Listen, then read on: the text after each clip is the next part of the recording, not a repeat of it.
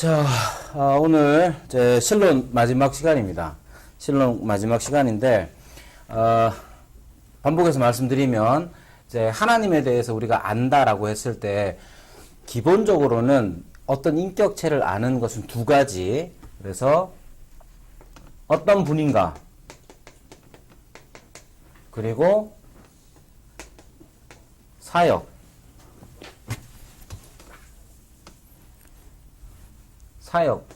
사역에 관한 것. 이 두 가지가 필요합니다. 그러니까 제가 목사입니다 라고 말만 하는 게 아니고 그 사람이 무슨 일을 하느냐를 보면서 그 사람 이제 알 수가 있죠. 근데 그 사람이 어떤 속성을 가졌느냐에 따라서 그 존재에 대해서 우리가 평가할 수 있는 것처럼 하나님에 대해서도 어떤 분이시냐 그리고 어떤 일을 하시느냐 이 두 가지를 생각을 해야 합니다. 근데 기독론, 즉 예수님에 관한 거나 성령론, 성령님에 관한 것은 이렇게 둘을 하는데 신론에 관해서는 하나 더 합니다. 삼위일체에 대해서 하나 더 합니다. 왜냐하면 이때의 신론이라는 건 단순하게 성부 하나님에 관한 론이 아니고 삼위 하나님에 관한 것이기 때문에 신론을 할 때에는 삼위일체에 대해서 이야기를 합니다. 그래서 지난주에 삼위일체에 대해서 생각을 했고요. 자, 그러면 우리가 사역을 이야기할 때에 하나님의 하시는 일, 그래서 영어로도 works of God이 됩니다. 그래서 하나님의 일들 이렇게 works of God이 되는데 왜 이렇게 여기 이제 단수가 오는데도 불구하고 여기 여러분들 옛날 생각을 하실는지 몰라도 수와 일치를 보여야 되는 수의 일치를 보여야 되는데 단수면 여기도 단수로 와야 되는데 왜 s를 붙여서 복수를 넣느냐 하면 이 일 자체가 이 하나님 자체가 삼위일체 하나님이시기 때문에 그렇습니다. 그래서 하나님이 하시는 일에 대해서 생각할 때 하나님이 하시되 이 신론에 있어서는 성삼위 하나님의 일에 대해서 우리가 배우는 거예요. 자, 이거를 종종 잘 제대로 이해를 못 하시는 분들이 종종 있습니다. 그래서 이제 말씀을 드렸고요.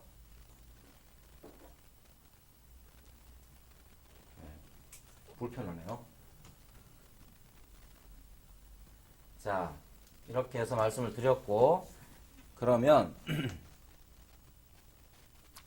자, 여러분들 한번 생각해 보십시오. 하나님은 어떤 일을 하실까요? 교재 안 보고 그냥 기본적으로 여러분들이 떠오르는 생각들 한번 생각해 보십시오. 하나님은 어떤 일을 하실까요? 하나님 하시는 일 뭡니까? 하나님 일하십니다. 하나님은 일하십니다. 자, 우리가 하나님의 일하심에 대해서 생각할 때에 만물을 창조하시고 또 다스리시고 예. 자기 개인으로 한번 생각해 보세요.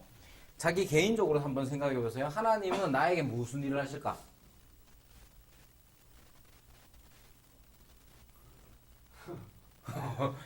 예.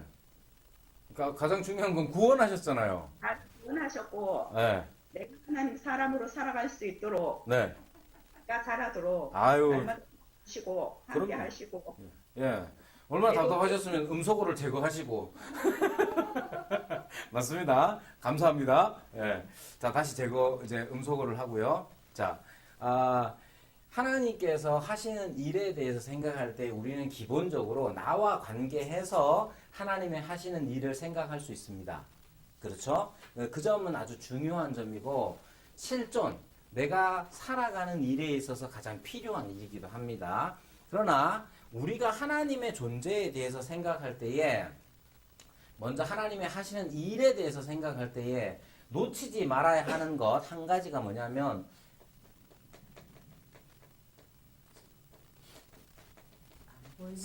안 보입니까? 색깔이 알겠습니다. 그러면 흰색으로 할게요. 중요하다고 빨간색으로 하려고 했지. 자, 사역에 대해서 생각할 때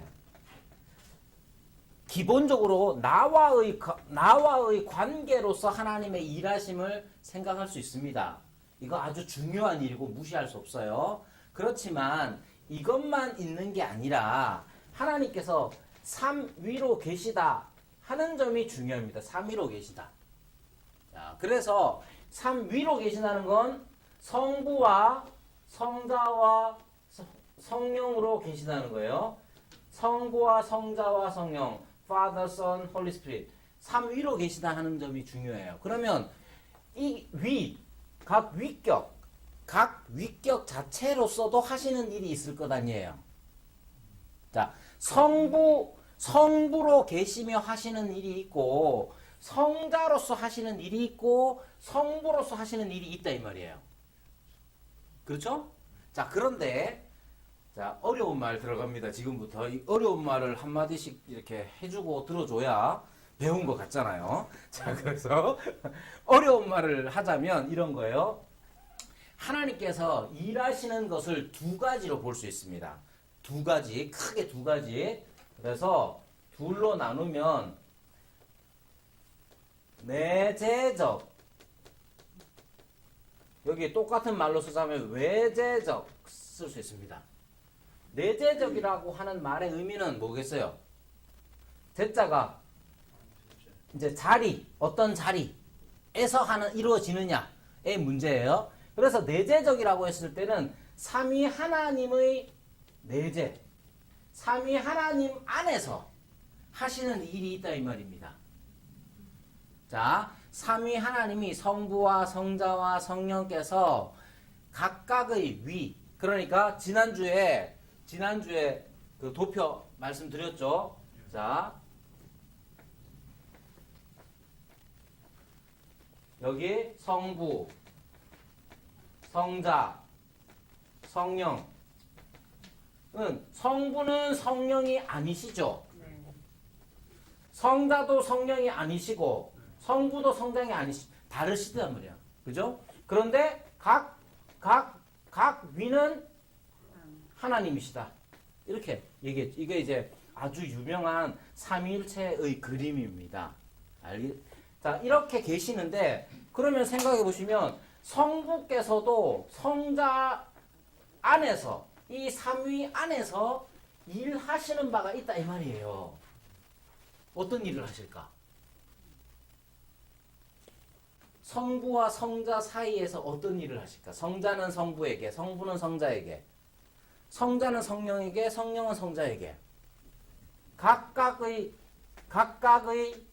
관계 안에서 하시는 일이 있다 이 말입니다. 자, 이게 내재적, 성부와 성자와 성령 안에서 이루어지는 일, 내재적 사역. 하나님의 사역이라는 것을 어디에서 일하시느냐에 따라서 내재적 사역과 외재적 사역을 나눌 수 있는데, 내재적 사역이라고 하면 어떤 것이 되느냐, 그 얘기를 지금 하는 겁니다. 내재적 사역이라고 했을 때 성부와 성자와 성령 각 위격 안에서 일어나는 일들이 무엇이냐, 하나님이 하시는 일이 무엇이냐.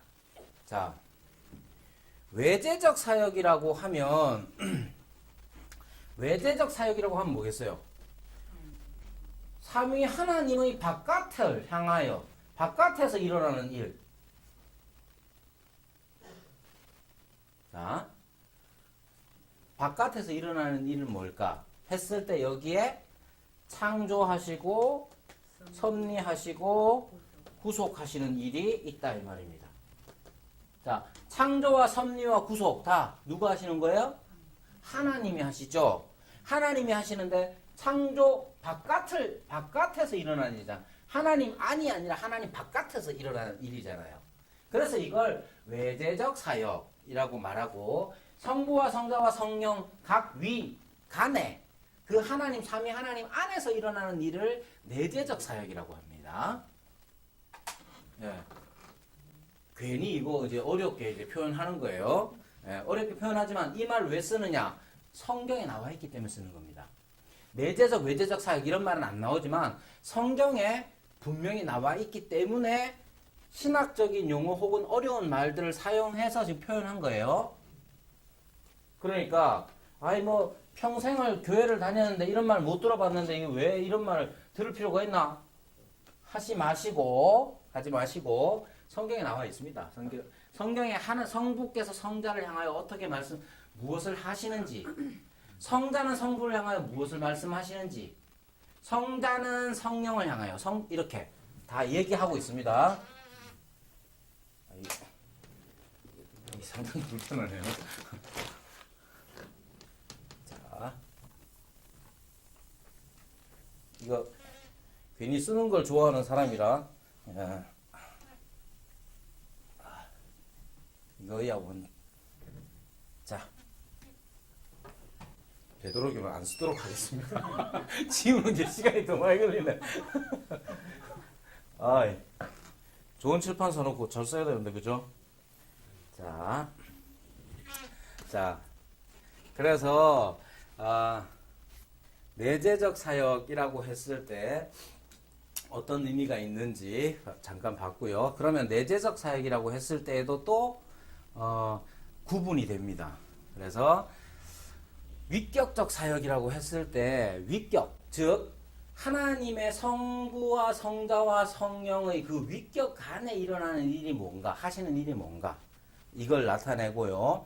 그리고 그러면 그런 내재적 사역 안에서 그 삼위 안에서 하시는 일의 특징이 뭐냐 이렇게 이야기할 수 있습니다. 그래서 이제 교재를 보시면 교환을 보시면 내재적 사역이라고 해서 두 가지로 나누어서 위격적 사역과 본질적 사역으로 나눕니다. 그러니까 위격적 사역이라고 했을 때 발생과 위자와 발출, 아주 어려운 말을 썼죠. 자, 한 번만 더 그려볼게요. 자, 성부가 계시죠? 성부가 성자를 향하여 하시는 일이 뭘까? 그런 성자를 향하여 하시는 일이 뭘까요? 하라고? 그거보다 더 중요한 게 있습니다. 이건 이제 발생이라고 하는데, generation이라는 이제 영어 단어를 표현하는데, 발생. 이건 뭐냐면, 성자께서 어디로 나으셨느냐 했을 때, 성부께서 낳으셨다 이렇게 표현하잖아요. 성부께서 낳으셨다. 그래서 성자가 되시는 거예요. 그럼 성자는 성부를 향해 뭘 하시느냐? 위자라고 해서 아들이 되신다 하는 의미입니다. 아들이 되신다. 성부는 아들을 낳으시고 성자는 성부의 아들이 되시고 성령은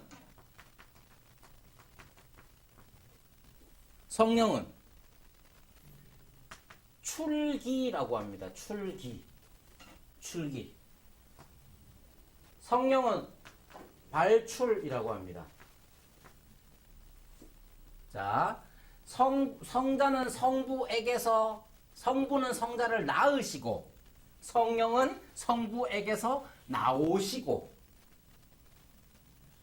네, 그렇게 표현합니다. 이게 지금 다음 학기에 초대교회사에서 배울 아주 유명한 논쟁 중에 하나가 바로 성령께서 성부와 성자로부터 나오신다 하는 말을 씁니다. 그래서 성자는 성령을 출기하시고, 똑같죠? 성부와 성령의 관계 안에서 출기, 성부께서 성령은 성부에게서 나오십니다. 똑같죠? 성령은 성자에게서 나오시고, 반대가 되죠? 이 출기가 되고, 이게 발출이 되고. 자, 이런 관계. 즉, 이 관계는 뭘 얘기하느냐 하면, 이 관계는 무엇을 얘기하느냐 하면, 하나님께서 일하시는데, 하나님의 일하심이 그냥 우리는 너무 쉽게, 하나님은 그냥 우리를 만드셨지? 우리를 구원하셨지? 정도가 아니라, 그렇게 되면 성부와 성자와 성령으로 계시다 하는 의미가 대단히 축소되어서 버립니다. 그래서 성부와 성자와 성령께서 각각을 대상으로 하셔서 하시는 일이, 각각의 관계에서 하시는 일이 있다는 것이 성경에 나타나고 그것을 정리한 것이 바로 이 도표의 내재적 사역이라는 거예요. 그러면 이런 성부와 성자와 성령께서 삼위께서 하시는 본질적인 사역이 뭐냐? 첫 번째로 작정이라는 겁니다. 자, 이해가 되십니까? 네. 자, 이해가 이제 거의 이런 말을 처음 들어보셨을 테니 한 번만 더 생각을 하시면, 우리가 하나님을 알아가는 하나님을 알려고 했을 때 크게 두 가지, 어떤 분이냐, 속성에 대한 이해와 사역, 어떤 일을 하시느냐에 대해서 배워야 하는데, 신론에 대해서는 신론이라는 것 자체가 삼위일체 하나님을 배우는 거니까 중간에 하나 더 넣어서 삼위일체에 대해서도 배웁니다. 자, 왜 이걸 얘기하느냐? 하나님께서 삼위로 계신다는 건 성경의 점진적 계시를 통해서 우리가 나중에 받아들인 하나님의 존재에 대한 신비예요. 그렇게 되다 보니까 삼위 하나님, 성부와 성자와 성령께서 삼위로 계신다는 걸 구체적으로 얘기하자면 삼위로 계시기 때문에 각각의 하시는 일이 있고 각각의 관계에서 하시는 일이 있다 이 말입니다. 그래서 하나님 성삼위 안에서 일어나는 일에 대해서 배울 때에 그걸 어려운 말로 내재적 사역이라고 말하는 거예요. 그리고 그 내재적 사역이라는 것이 두 가지로 또 나뉘는데, 위격 안에서 성부와 성자 그 관계 안에서 일어나는 일이 뭐냐? 발생, 위자, 출기, 발출이라는 말로 그 관계를 나타내고 있습니다. 이거 다 어디 있는 말이냐? 성경에 있는 말이에요. 신약에 이르러서 내가 또 다른 보혜사를 너에게 보내겠다 이렇게 하셨잖아요. 누가 그랬어요?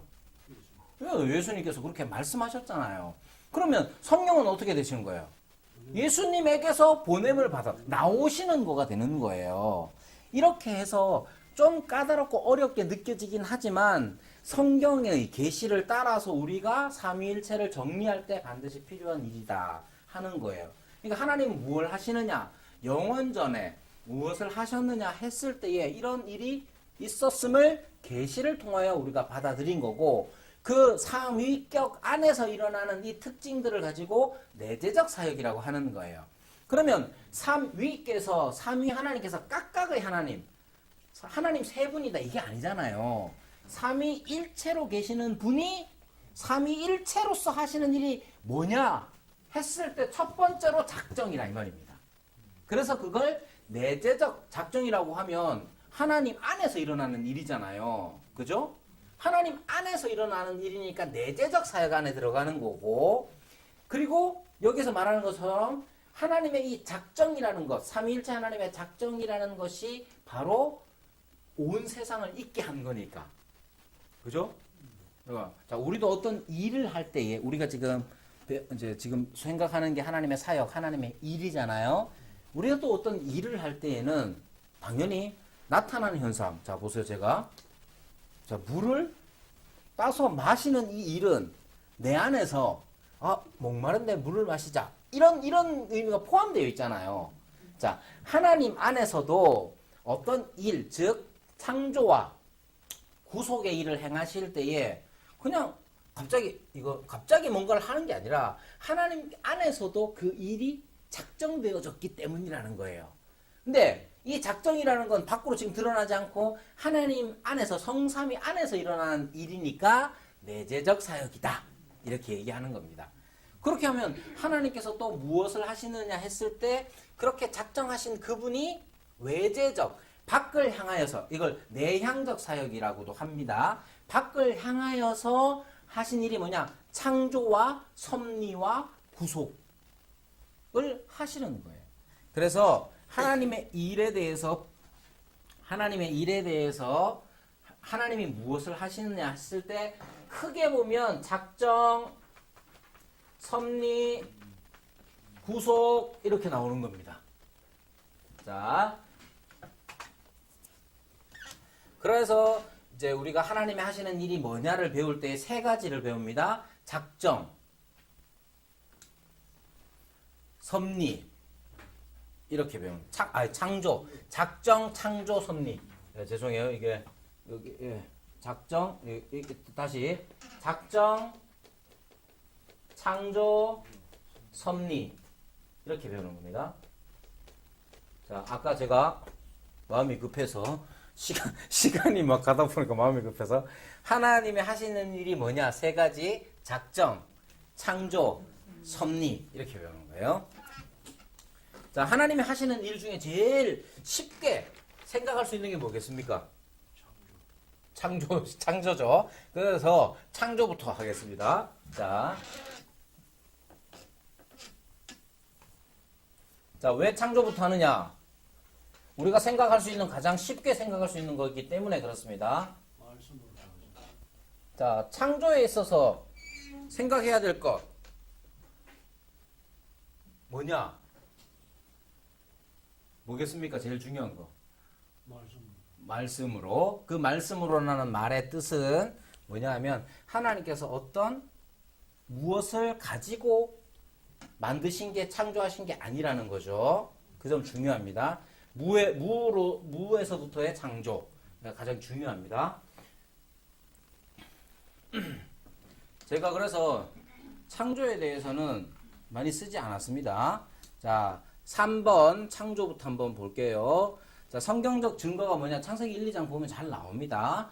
그리고 그뿐만 아니라 하나님께서 창조하셨다는 것 자체가 성경 여러 곳에 많이 등장합니다.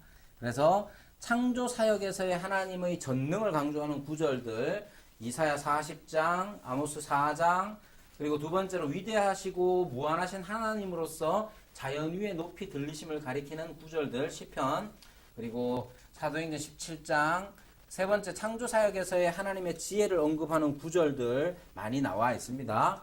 자, 이렇게 해서 창조에 대해서 이야기할 때 여기 이제 쓰지는 않았지만 중요하게 생각해야 되는 것 또 하나가 있는데 하나님은 무엇을 창조하셨을까? 하나님 뭘 창조하셨는가? 온 세상에 모든 것을 창조하셨죠? 근데 세상에 존재하는 것이 두 가지로 크게 나눌 수 있습니다. 자연, 초자연. 아니, 농담이 아니고 하나님께서 만드실 때에 창조하실 때에 그 창조물은 하나님 우리 눈에 보이는 것뿐만 아니라 보이지 아니하시는 세계도 하나님이 창조하셨다는 거, 그거 중요합니다. 자, 아시겠죠? 그러니까 눈에 보이지 아니하는, 눈에 안 보이는 것도 하나님이 창조하셨다. 예, 아유, 이거 뭐 맞추기가 대단히 어렵네. 자, 그래서 영적인 존재들 어떻게 되겠습니까? 하나님이 창조하신 거예요. 예, 영적인 존재들 뿐만 아니라 우리가 알고 있는 어떻게 보면 눈에 보이지 않지만 실체하는 모든 것들 어떤 게 있을까요? 공기야 뭐 측정이 가능하잖아요. 공기 측정 가능하죠. 근데 사랑 이런 거는요. 다 하나님 만드신 거예요. 눈에 보이든 보이지 않든 영적인 존재이든 물질적인 존재이든 모든 것들을 다 하나님이 만드셨다 하는 것 중요합니다. 그래서 창조에 대해서는 뭐 여러 가지 말들이 많이 있습니다. 여러 가지 논쟁이 될 만한 것들이 많이 있어요. 뭐 유신 진화론 이런 것도 있습니다만은 여기 이제 우리 여기 함께 하시는 분들의 대부분은 유신 진화론을 아마 안 믿을 거고 뭐 얘기해봐야 의미도 없을 것 같아서 뺐습니다.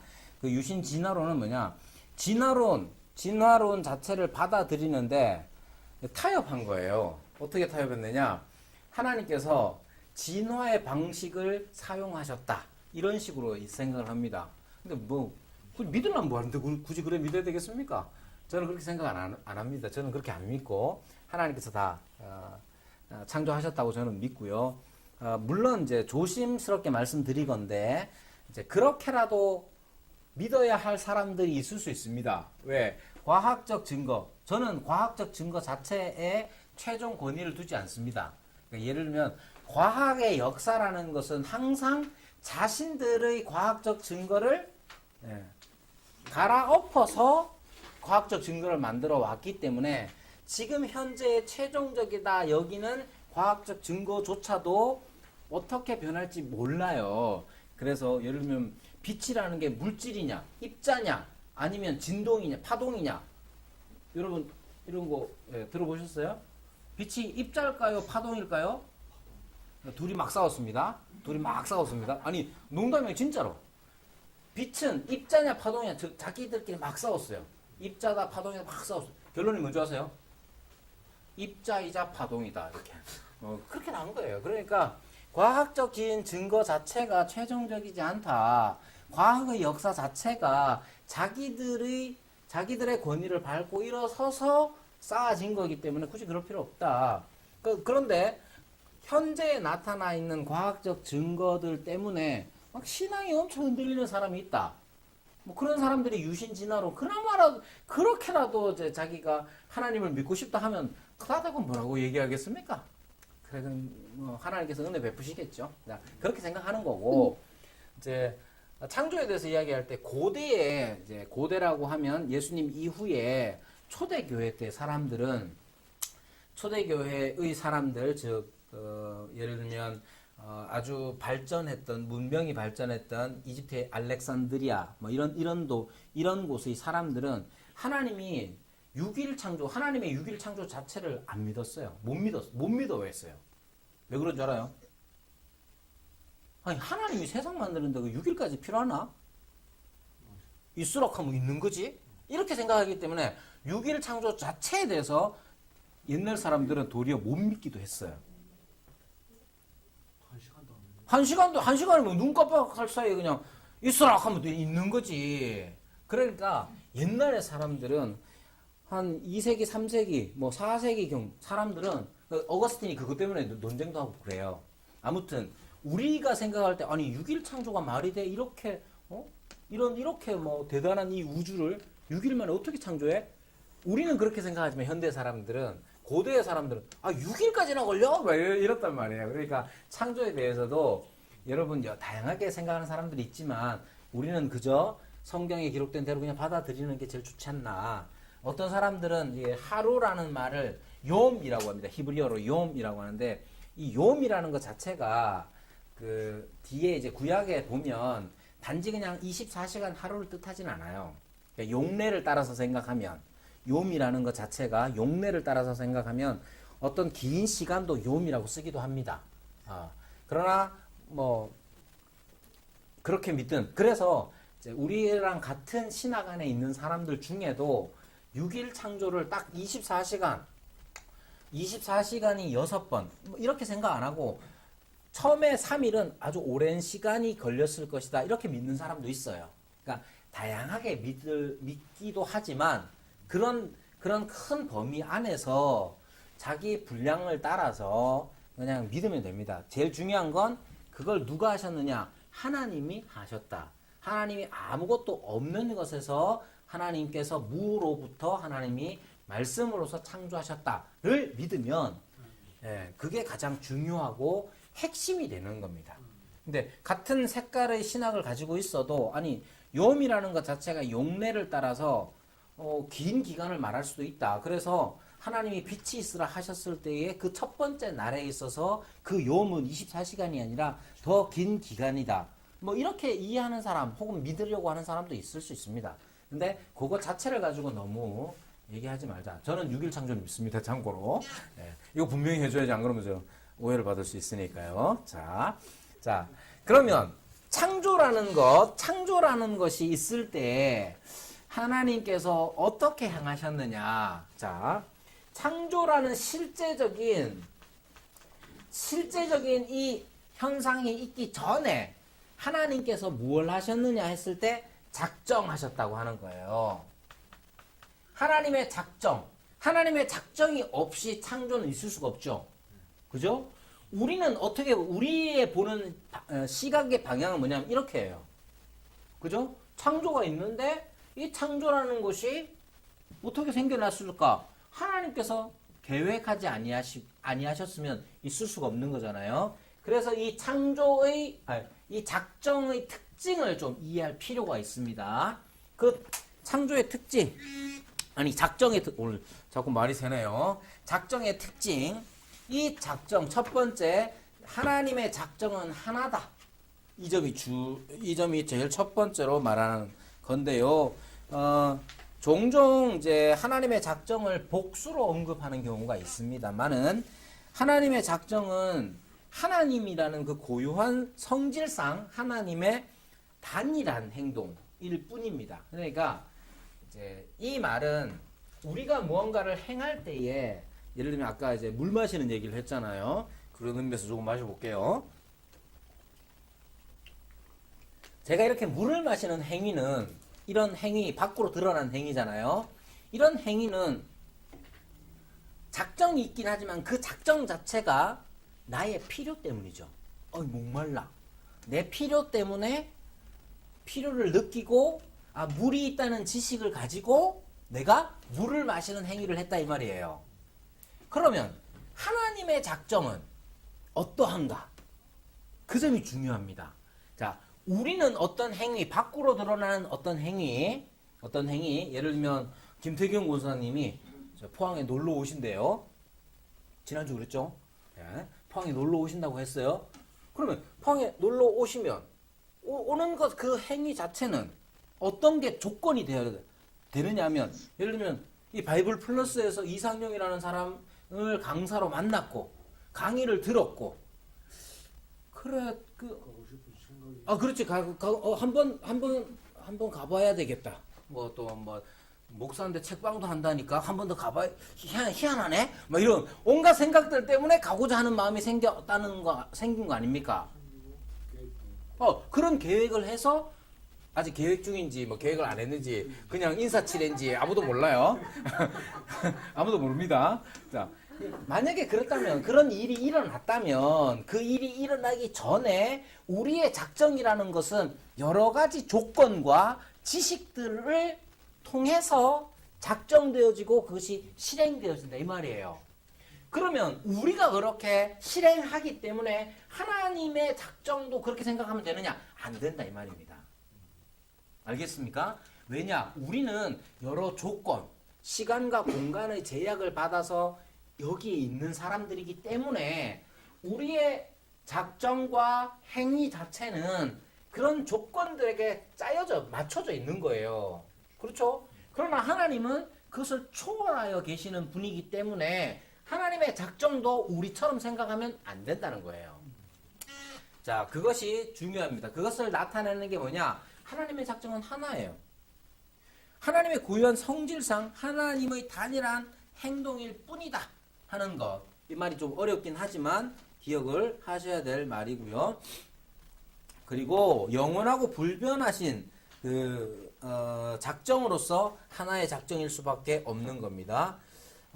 성경에 나오는 이제 작정에 대한 이제 복수적인 표현들, 작정들이라는 말은 지난번에 말씀드렸던 것처럼 신인 동형 동성론, 하나님께서 우리로 하여금 이해시키기 위하여 그렇게 표현되어 것이지 하나님의 작정이 여러 가지가 아니다 하는 점 중요합니다. 그래서 하나님의 지식과 작정의 관계에 대해서 두 번째로 말할 때에 자, 하나님께서 작정하시는 이 작정 자체가 어떠냐 하면 필연적 지식이라는 게 있습니다. 필연적 지식이라는 것을 가지고 작정을 하시고 그리고 쓸데없이 어려운 말이네요.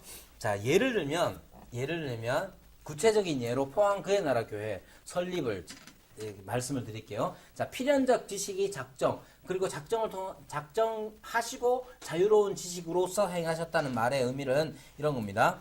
자, 그의 나라 교회를 생각해 볼게요. 자,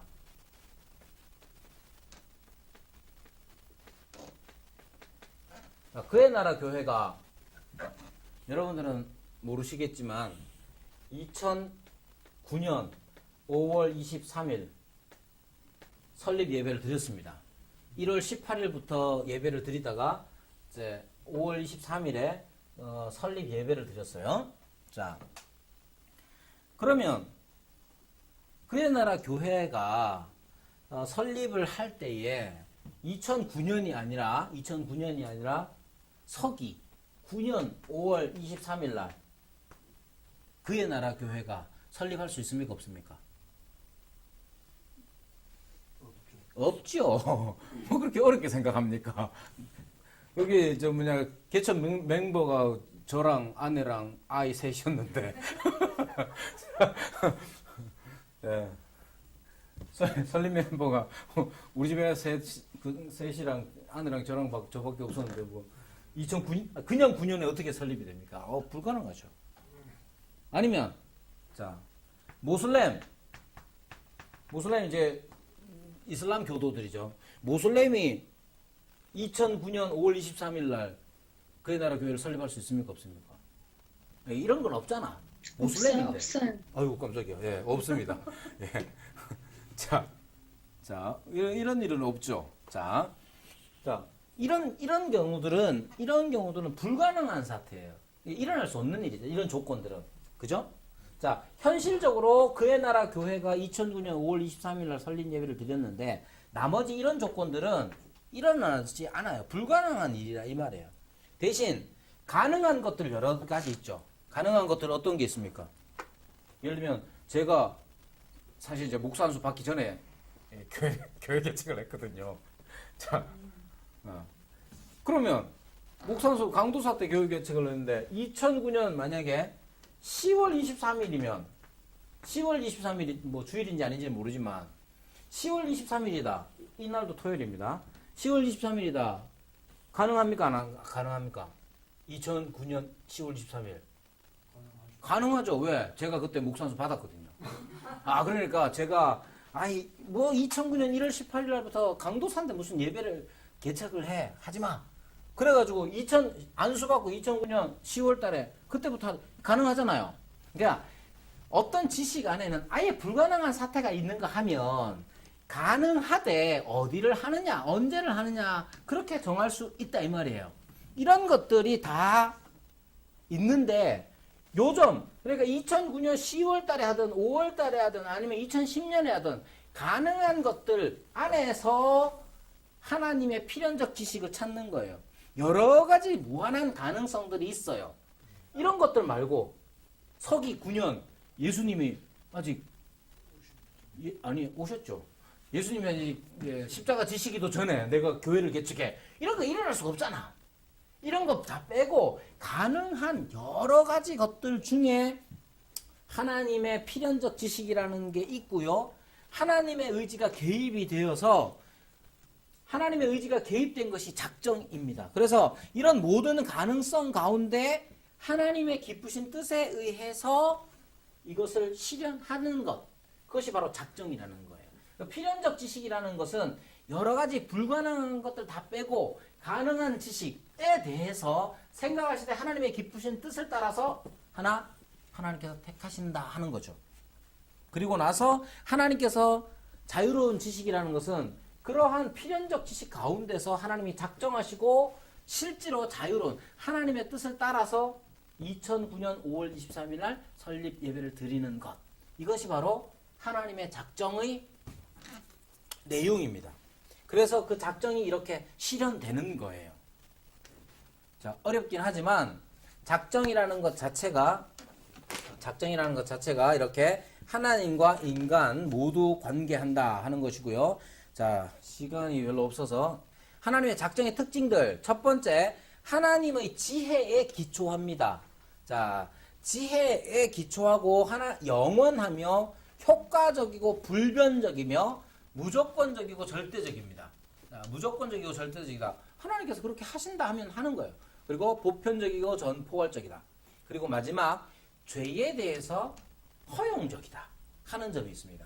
죄에 대해 허용적이다 하는 말이 상당히 이제 어려운 말일 수는 있습니다. 그래서 이제 설명을 잠깐 하자면, 자, 이 작정이라는 것은 하나님 안에서 일어난 일이잖아요. 근데 하나님 안에서 일어나는 일임이 분명하지만 그것은 밖을 향할 수밖에 없는 겁니다. 그죠? 밖을 향하는 작정이에요. 하나님이 창조하시되 창조라는 것 하나님 밖에서 일어나는 일이잖아요. 근데 그 창조가 일어나기 위하여서 하나님 안에서 작정을 하는 거예요. 그죠? 자, 그러면 우리 인간에게 있어서 인간을 향하신 하나님의 작정이 있겠죠? 그죠? 하나님의 작정이 있는데 하나님의 그 작정을 이루시기 위해서 하나님은 모든 것을 필연적 지식을 가지고 다 아시는 거예요. 그래서 작정을 하시고 그것을 실제로 이뤄나가실 때의 그 지식을 자유로운 지식이라고 하는 겁니다. 자, 그런데 이 자유로운 지식이 우리에게서 베풀어질 때에 하나님께서 작정을 이루실 때에 하나님의 목적하시는 바를 따라서 죄가 허용되기도 합니다. 이 말이 어려운 말이긴 합니다. 하나님의 작정의 특징 중에 하나가 뭐냐? 자, 다시 하나님은 하나님의 작정이라는 것이 인간과 관계했을 때에 하나만 보더라도 하나님이 예를 들면 바이블 플러스를 하나님이 이렇게 실행하셨잖아요. 하나님께서 이걸 만들게 해주셨잖아요. 그러면 이런 만드는 이 일이 어떻게 됐느냐 했을 때 거꾸로 지나가 보면 바이블 플러스를 이렇게 먼저 제안하신 분이 우리 노회에서 앞서 강의하셨던 김영경 목사님이 청원서를 내서 이게 시작된 거예요. 그럼 김영경 목사님은 왜 이 청원을 내셨느냐 했을 때 한참 신천지가 난리를 피우고 교회가 얼마나 취약한가를 알았기 때문이에요. 그래서 김영경 목사님은 그걸 깨닫고 다시 한번 옛날에 있었던 평신도신학원을 다시 한번 부활시키자 해서 이 제안을 하셔서 이렇게 된 거예요. 그러면 생각해 보세요. 신천지라는 그 나쁜 이단, 나쁜 것이 우리에게 영향을 미치지 않았다면 이 일이 일어날 수가 없는 것이죠. 자, 그래서 하나님의 작정이 바이블 플러스라는 것 하나 안에서의 하나님의 작정이라는 것이 신천지라는 죄를 허용하셔서 이것이 생겨난 거다 이 말입니다.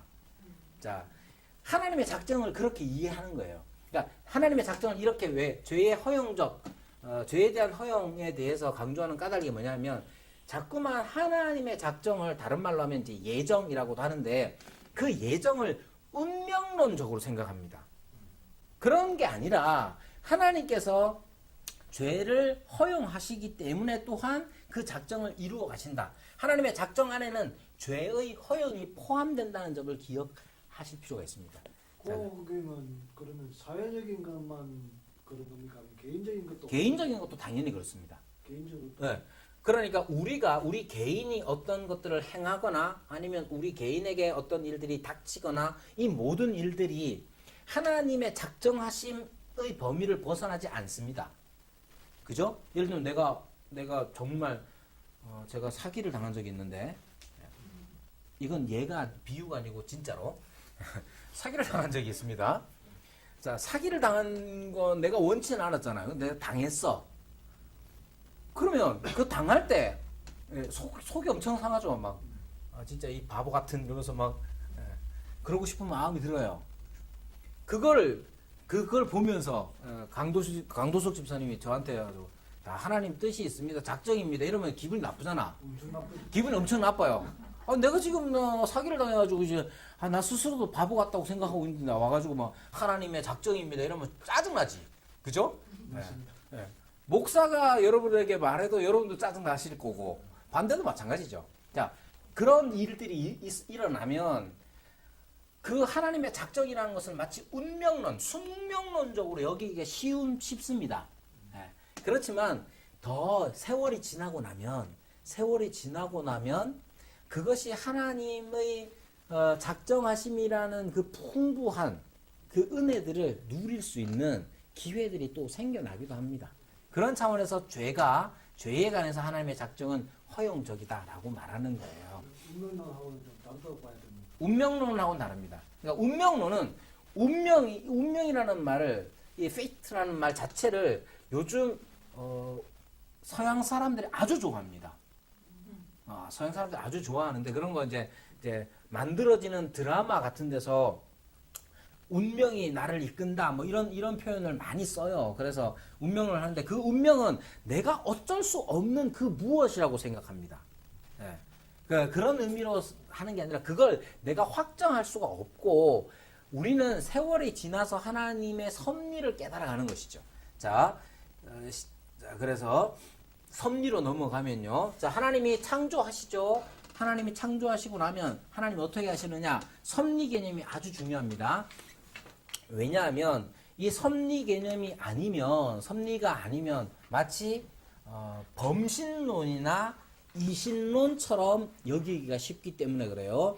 자, 하나님은 세상을 만드시고 난 다음에 뭐 하시겠느냐? 이 점입니다. 섭리가 말하는 건 하나님이 이 세상을 만드셨어요. 나를 만드셨어요. 나를 지으셨죠. 그래서 하나님 뭐 하세요? 그 점이에요. 그리고 어떻게 하세요? 그 점입니다. 자, 섭리의 세 요소는 보존과 협력과 통치입니다.